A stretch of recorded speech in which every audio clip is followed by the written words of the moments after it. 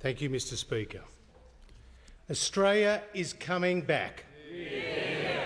In the face of a once-in-a-century pandemic, the Australian spirit has shone through. Yeah. Doctors and nurses on the front line, teachers and students in the virtual classroom, businesses big and small, keeping the economy moving. Team Australia at its best, a nation to be proud of.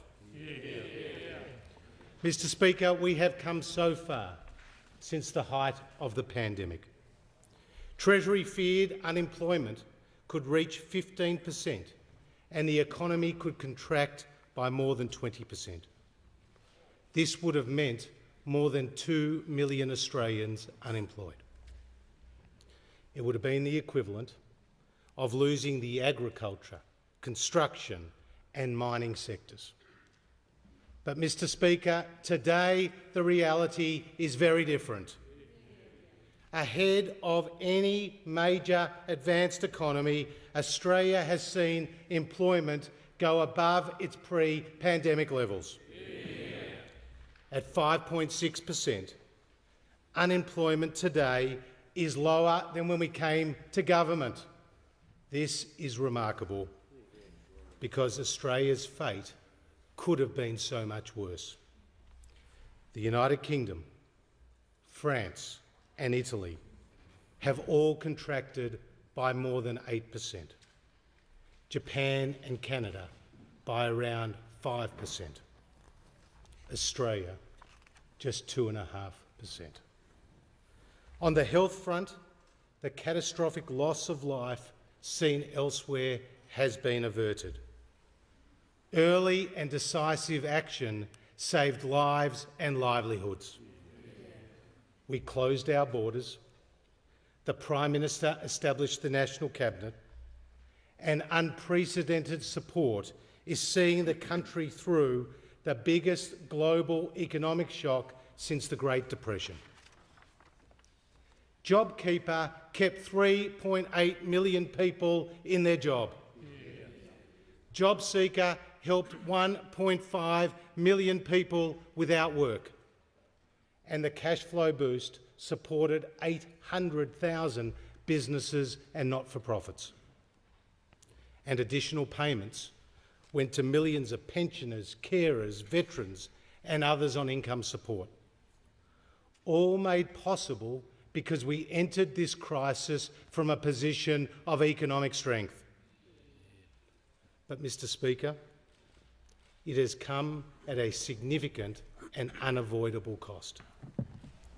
The COVID-19 recession will see our deficit reach $161 billion this year, falling to $57 billion in 2024-25.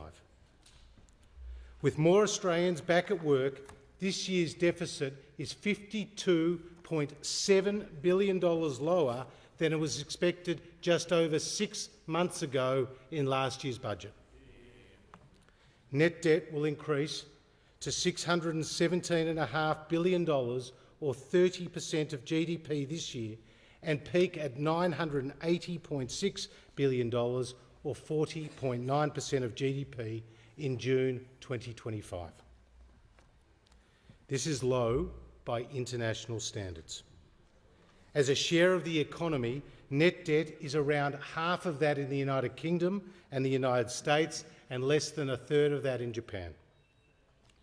We are better placed than nearly any other country in the world to meet the economic challenges that lie ahead. Consumer sentiment is at its highest in 11 years. Business conditions reached record highs, and more Australians are in work than ever before. Our plan is working. Australia's economic engine is roaring back to life. Since the last budget, almost 500,000 jobs have been created.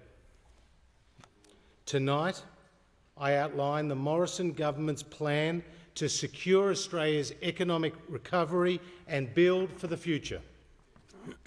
A plan that continues to protect Australians from COVID. a plan that creates more jobs, a plan that guarantees the essential services, and a plan that builds a more resilient and secure Australia. It is a plan that is guided by our enduring values: reward for effort, the power of persuasion and aspiration and enterprise, upholding personal responsibility, and always providing a helping hand to those who need it. This is what the Coalition stands for. Mr. Speaker, our first priority is to keep Australians safe from COVID. In this budget, a further $1.9 billion is allocated for the rollout of vaccines. Australians have already received over 2.5 million doses. This budget provides another $1.5 billion for COVID-related health services, including for testing and tracing, respiratory clinics and telehealth. In total, the Morrison government has committed $20 billion to the vaccine rollout and to strengthen our health system in the face of COVID-19. Mr. Speaker, Australia's economic recovery is now well underway, and we must keep the momentum going. In last year's budget, we promised hard-working Australians tax cuts, and we delivered. We promised the largest set of investment incentives, and we delivered. We promised more jobs, and we delivered. And this was done without undermining the structural integrity of the budget.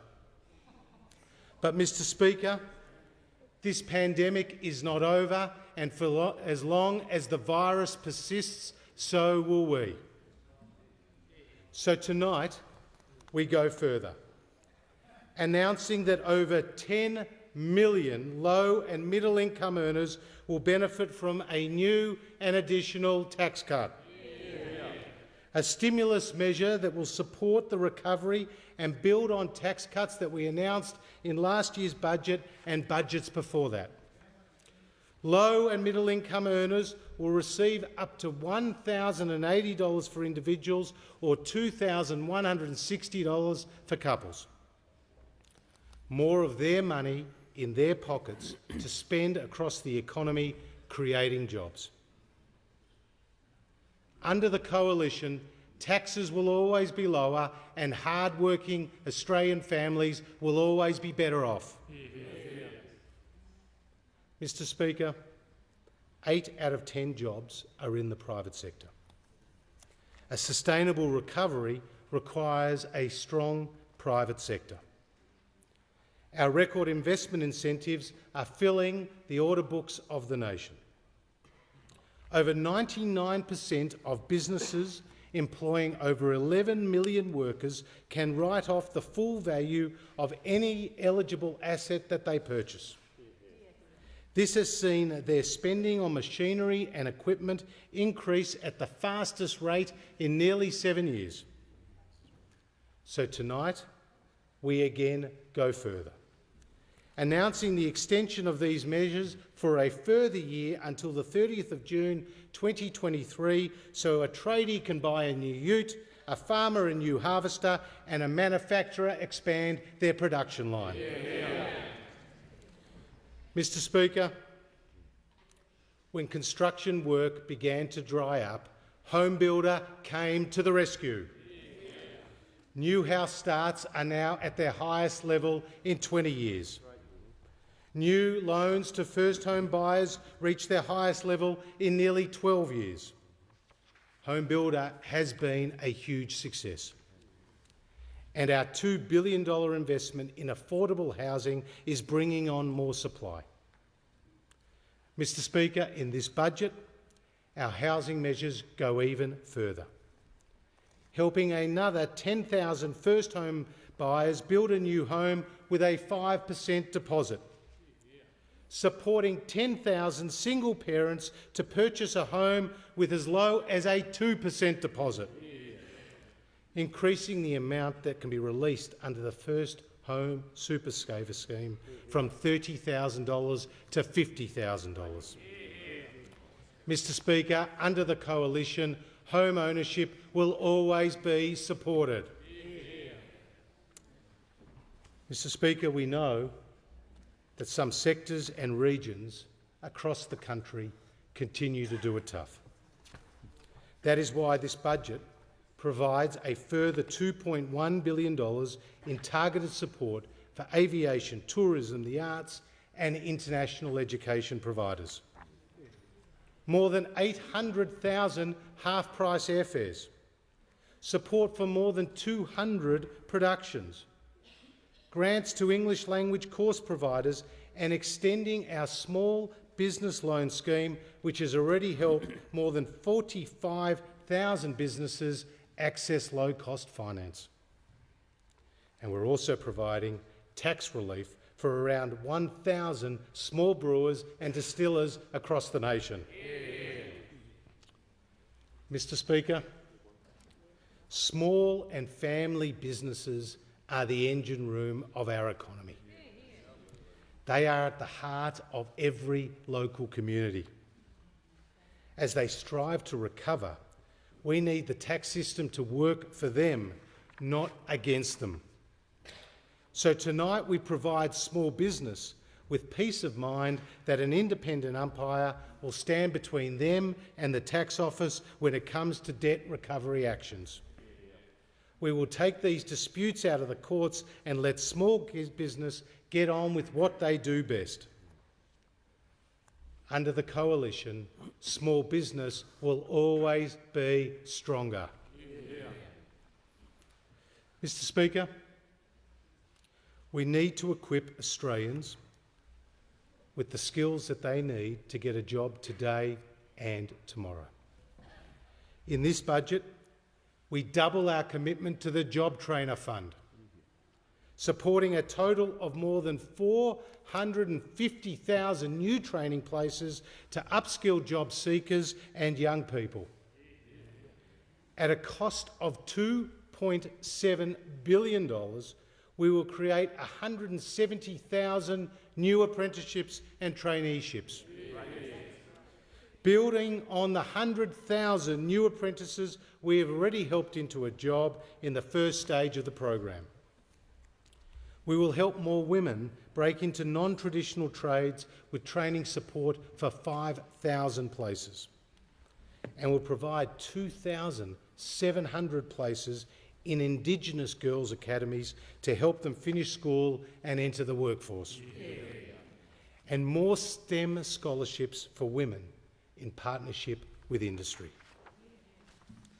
Tonight, we are also providing another 5,000 places in higher education short courses and better matching job seekers to jobs. We will invest in modernising employment services, including specialist assistance for young and Indigenous Australians. Importantly, for those who find themselves without work, the government has strengthened the safety net, increasing the job seeker payment while enhancing mutual obligations. Mr Speaker, childcare is an important driver of higher workforce participation and women's economic security. In this budget, we are making a further and targeted $1.7 billion investment in childcare. This will increase the affordability of childcare for low and middle income families. 250,000 families will be better off by an average of $2,200 a year, giving more parents, especially women, the choice to take on extra work. Mr Speaker, our economic plan capitalises on the opportunities that will exist on the other side of this crisis, building the infrastructure our economy needs for the future with our 10-year, $110 billion infrastructure program.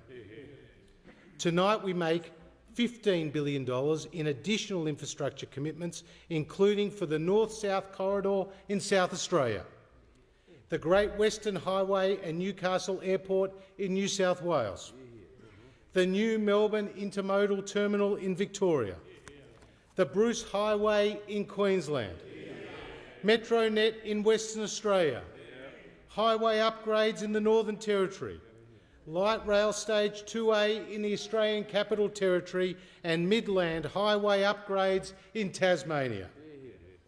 In this budget, we also invest a further $1 billion in road safety upgrades to save lives and a further $1 billion in local road infrastructure projects. Funding for these shovel-ready projects will be provided on a use-it-or-lose-it basis.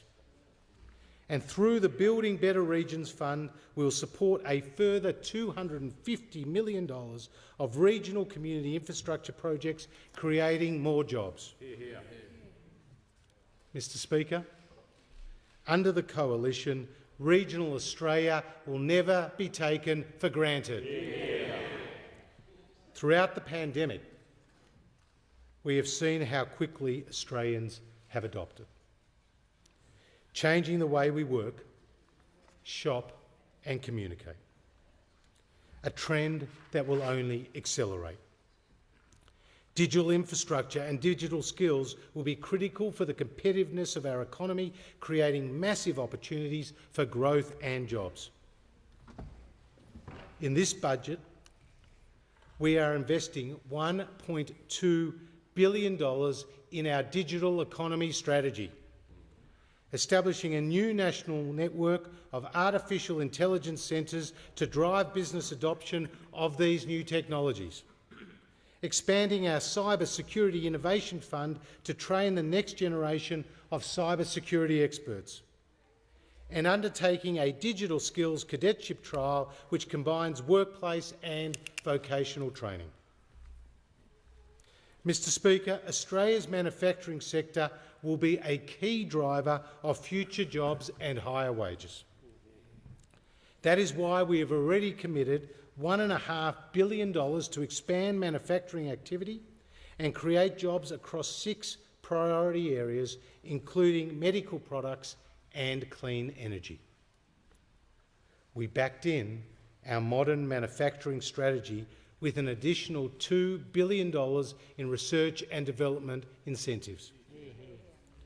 Australia has led the world with innovations like Wi-Fi, the bionic ear and a vaccine for cervical cancer.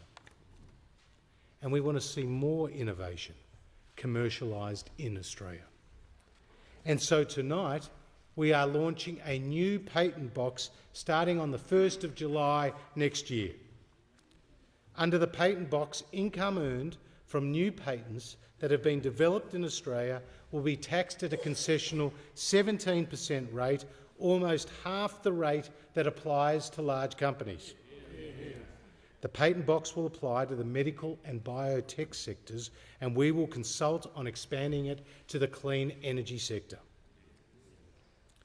Mr. Speaker, Australia's effective management of COVID makes us an even more attractive place for the best and the brightest from around the world. To take advantage of this, we are streamlining visas to target highly skilled individuals when circumstances allow. We're simplifying our tax laws, including the treatment of employee share ownership schemes, in line with the rest of the world. And we're improving Australia's competitiveness as a financial services sector and centre in the region. Mr. Speaker, our strong economy enables us to guarantee the essential services that Australians rely on. In this budget, the Morrison government is providing record funding for schools, for hospitals, Medicare, mental health, aged care and disability support. Since coming to government, we have listed more than 2,600 medicines on the PBS, an average of 1 each and every day. This has put life-changing treatments within the reach of every Australian. In this budget, We fund new medicines to treat breast cancer, lung cancer, asthma and osteoporosis. Tonight, we announce the listing of Emgality to treat chronic migraines. Instead of costing $6,800 per year for treatment, it will now cost just $41.30 a script or $6.60 for concession card holders. The government is also providing in this budget new funding for endometriosis, research into preterm birth and genetic testing for pregnant women. Mr. Speaker, the government is committed to ensuring Australians can access quality medical services no matter where they live. That is why in this budget we will provide higher incentives to rural and regional GPs for bulk billed services, helping to keep more doctors in the regions. Mr. Speaker, the NDIS has made Australia a better country, profoundly improving the lives of people with a disability and their families. A new wheelchair, home modifications, care in the home and transport to work. Today, 450,000 people are receiving disability support. In the last year alone, more than 100,000 people have joined the scheme. In this budget, we will spend a further $13.2 billion over 4 years to meet the needs of Australians with a disability. And as the scheme reaches maturity, our focus is on ensuring its sustainability and that it continues to deliver a high-quality, essential service for those who need it. Under the Coalition, the NDIS will always be fully funded. Mr. Speaker, the Prime Minister called the Royal Commission into aged care quality and safety. It revealed shocking cases of neglect and abuse. Tonight, we commit $17.7 billion in targeted and practical new funding to significantly improve the system. We will fund another 80,000 new home care packages, bringing the total to 275,000 home care packages that will be available. We will increase the time nurses and carers are required to spend with residents. We will make an additional payment of $10 per resident per day to enhance the viability and sustainability of the residential aged care system. We will support over 33,000 new training places for personal carers and a new Indigenous workforce. We will provide retention bonuses to keep more nurses in aged care. We will increase the respite services for carers, and we will strengthen the regulatory regime to monitor and enforce standards of care. We will upgrade essential aged care infrastructure in regional and remote areas around the country. Mr. Speaker, this package brings our record investment in aged care to over $119 billion over the next 4 years. We are committed to restoring trust in the system and allowing Australians to age with dignity and respect.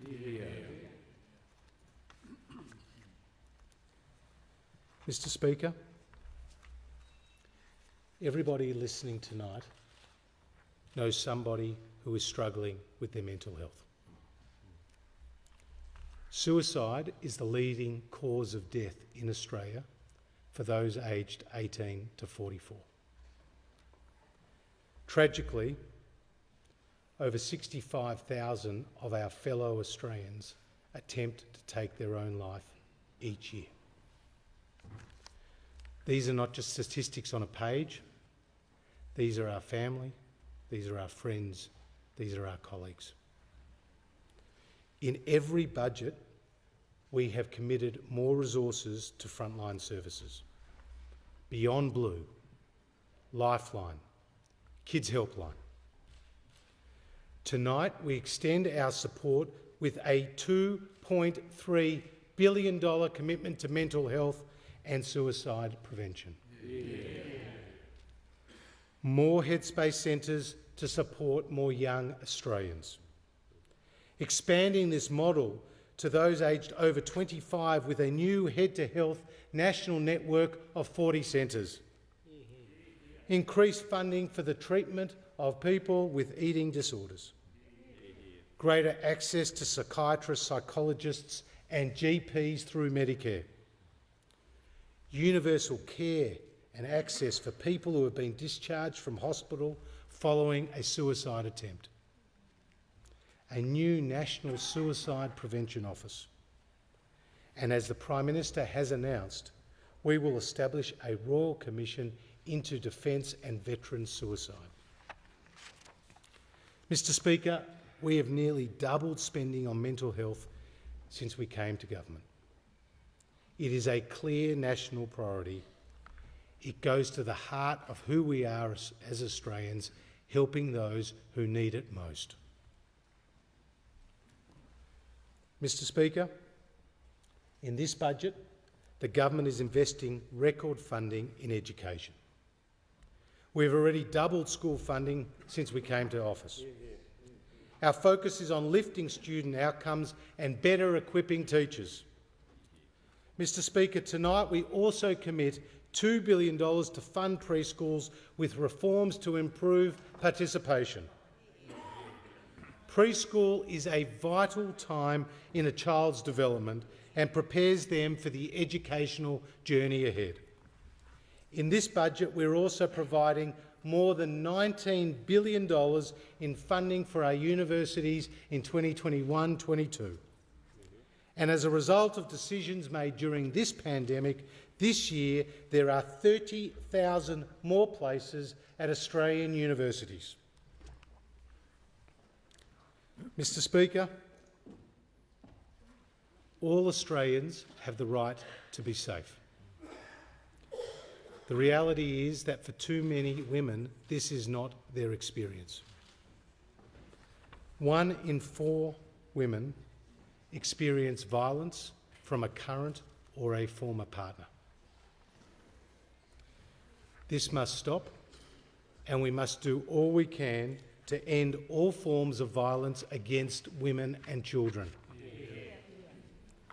Since we came to government, we have invested more than $1 billion to keep women and children safe.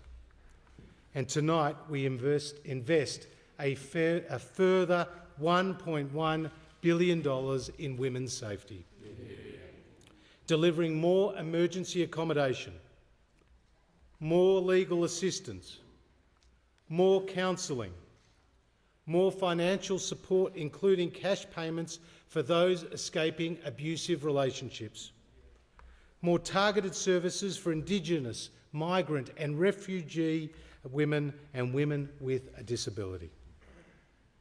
We will improve the family law system to better protect children, give victims of domestic violence greater access to justice and reduce the time spent in court.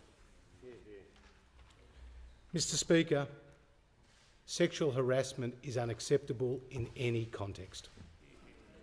When it occurs in the workplace, it denies women their dignity as well as their personal and economic security. The government, in its response to the Respect at Work report, is strengthening laws, guidance and standards to prevent and to address harassment.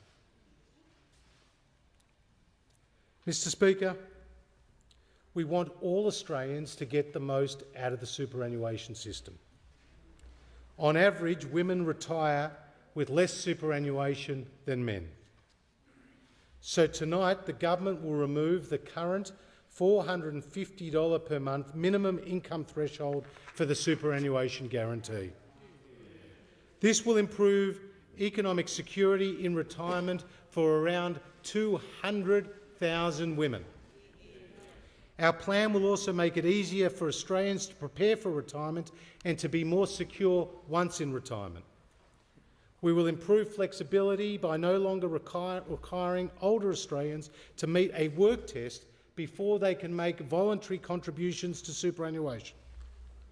We will allow those aged over 60 to contribute up to $300,000 into their superannuation if they downsize their home, freeing up more housing stock for younger families. And we will also enhance the pension loan scheme by providing immediate access to lump sums of around $12,000 for singles and $18,000 for couples.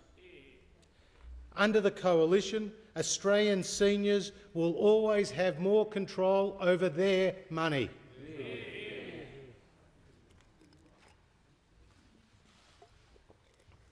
Mr. Speaker, COVID has not been the only challenge Australia has faced. Droughts, bushfires, cyclones and flood.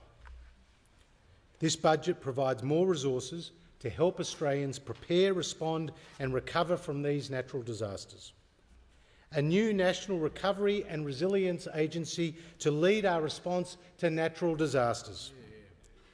A $10 billion government guarantee to make insurance more affordable in Northern Australia. Funding from our $3.5 billion National Water Grid Fund to make regional Australia more resilient to drought, building dams and irrigation projects. More than $600 million for community and household projects to mitigate the impact of natural disasters. And $170 million to strengthen internet and mobile coverage in regional Australia, particularly in bushfire-prone areas. Mr. Speaker, Australia's biosecurity system protects more than $50 billion in agricultural exports and 1.6 million jobs from threats like African swine fever. This budget will strengthen border screening controls and improve our ability to fight an outbreak. Mr. Speaker, a resilient Australia requires diverse and reliable supply chains. That is why we are providing additional support for Australian manufacturers of critical products and more funding to help small businesses and farmers expand and diversify their export markets. Mr. Speaker, our industries and our regions depend on affordable and reliable energy. That's why the government is unlocking vast gas reserves in the North Bowen and Galilee basins and investing in hydrogen-ready gas plants. We're also shoring up our fuel security by helping local refineries to keep operating here in Australia. Mr. Speaker, we are the custodians of this great continent for future generations. This budget provides over $480 million in new funding for the environment, including $100 million to protect our oceans. We're also upgrading our recycling capabilities, creating jobs and reducing waste sent to landfill. Australia is playing its part on climate change too, having met our 2020 commitments and on track to meet and beat our 2030 target.